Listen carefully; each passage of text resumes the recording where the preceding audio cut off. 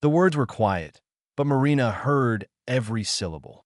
She stood in the doorway, a bouquet of white roses in her hands, wearing the new blue dress Shed bought especially for her friend's celebration. Behind Olivia, laughter and chatter filled the air. Glasses clinking, the party was in full swing. I know, Marina answered, holding out the flowers. But does it matter? We've been best friends for 20 years. Olivia didn't take the bouquet. Instead, she shifted to block the doorway, as if shielding the warmth inside from the uninvited guest. We were best friends, Olivia corrected. Fine, come in. Since you're already here. Marina stepped inside, and the atmosphere shifted instantly. Conversations died down. All eyes turned her way. Familiar faces people Shed spent weekends with, celebrated New Year's with, shared her joys and worries with, now stared at her with awkward curiosity. Marina. Sophie broke the silence first, forcing a smile. What a surprise. We didn't think you'd come. Why wouldn't I? Marina's smile was tight. Olivia, happy birthday. Wishing you health, happiness, and all your dreams coming true. Thanks, Olivia replied flatly.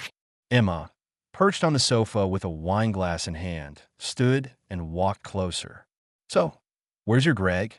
She asked, a smirk playing at her lips. Couldn't make it? Marina felt her cheeks burn. Of course they all knew. In their circle, secrets never lasted, especially not loud ones like this. Greg's at home, she murmured. Who's home? Emma pressed. Yours or his wife's? Emma. Olivia snapped. Enough. What's enough? Emma shot back. We're all pretending we don't know the truth.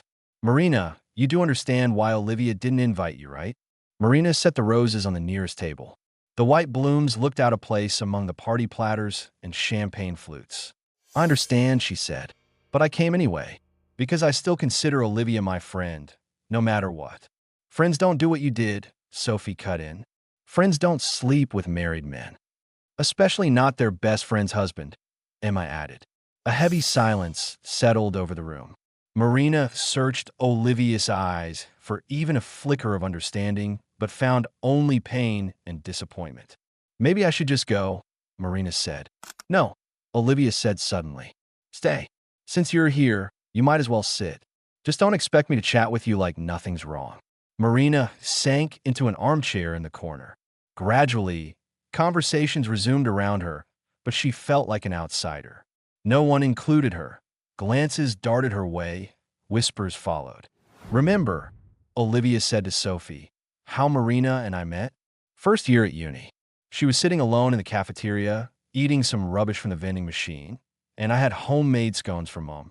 I sat with her, shared them. We talked till late that night. I remember, Sophie nodded. You said you'd found a true friend. Yeah, Olivia sighed. I was so naive. Marina clenched her fists. Every word cut deeper. She wanted to explain, to defend herself, but no one would listen. And I remember, Emma said, how Marina helped Olivia with her dissertation. Stayed up all night drafting diagrams. Olivia got top marks. And how she was maid of honor at Olivia's wedding, Sophie added. So beautiful in that pink dress. Everyone said she outshone the bride. Probably already eyeing Greg back then, Emma muttered. Stop. Marina couldn't take it anymore. Stop reminiscing. I know I messed up. I know I hurt people. But don't act like I've been scheming for years. She stood, pacing the room. Yes, I'm seeing Greg. Yes, he's married to Olivia. But I didn't seduce him, it just happened.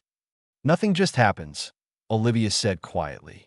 Cheating is always a choice. I know, and I made that choice, Marina admitted. Because I love him, more than I've ever loved anyone. Did you think about me? Olivia asked.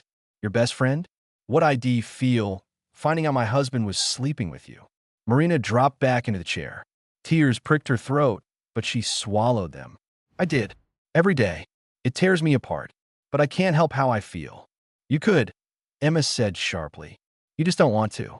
You don't understand. Marina shook her head. Greg's unhappy in his marriage. He told me that before anything happened between us. Every married man tells his mistress that. Emma scoffed. Standard excuse. But it's true, Marina insisted.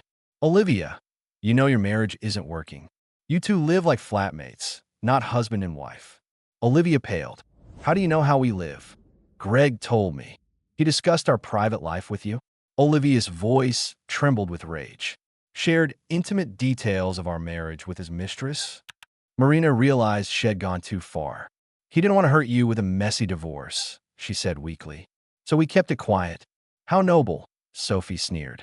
A regular Romeo and Juliet. Don't mock me, Marina pleaded. I never meant for this.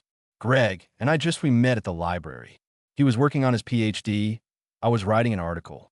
We talked, went for coffee then. Wait, Olivia interrupted. What PhD? Greg finished his doctorate years ago. Marina froze. I meant, what exactly did he tell you? Olivia pressed. He said he was writing his thesis in economics. Emma and Sophie exchanged glances. Olivia set her glass down slowly. Greg's already a doctor. He defended his thesis 5 years ago. And it was in law, not economics. Marina's stomach dropped. Had Greg lied from the start? Why? What else was he hiding? Maybe I got it wrong, she stammered. You didn't, Olivia said. My husband's a bigger liar than I thought. Cheating and deceiving his mistress. Don't call me that, Marina whispered. What should I call you? My friend. Olivia laughed bitterly. Olivia, I know I hurt you. But doesn't 20 years of friendship mean anything? Can't you forgive me? Some things can't be forgiven, Olivia said. Betrayal kills trust for good. Marina stood. There was no point staying. Goodbye then, she said. I wish you happiness, Olivia. Truly. Same to you, Olivia replied. Just not with my husband. As Marina slipped on her shoes in the hallway, Sophie followed her out. Wait, she said quietly. Marina, are you sure Greg loves you? Of course. What? Sophie hesitated. He cheated before. There were others. And he told them all the same thing, that his marriage was dead. That Olivia didn't understand him. Marina's breath caught. You're lying. I'm not. Olivia never talked about it. Too ashamed, I think. Or maybe she hoped he'd change. Then why doesn't she leave him? Would you? Sophie asked. 18 years together, a shared home, routines.